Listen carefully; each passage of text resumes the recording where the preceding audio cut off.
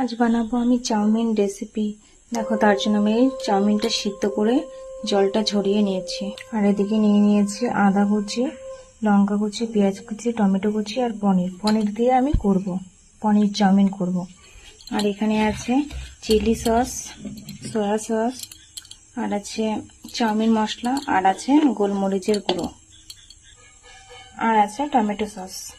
আমি এর ভিতরে হালকা একটু নুন ছড়িয়ে দিচ্ছি, আর দিচ্ছি হালকা একটু চাউমিন মশলা। মিক্স করে নিয়েছি, এখন আমি তেলে দিয়ে দিচ্ছি। এদিকে আমি তেল গরম করে নিয়েছি, এখন ফ্রাই করে নিয়েছি, হালকা ফ্রাই করে নামিয়ে নিয়েছি।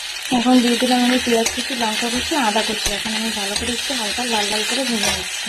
এখন দিয়ে দিলাম আমি টমেটো নিলাম, দিয়ে দিচ্ছি একটু লবণ।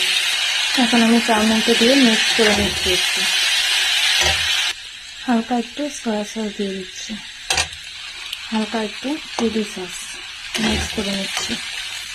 মশলা দিয়ে দিয়েছি, মিক্স করে নিচ্ছি। এখন দিয়ে দিলাম পনির।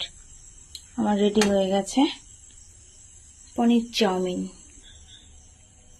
হ্যাঁ, এই যে আমার রেডি হয়ে গেছে।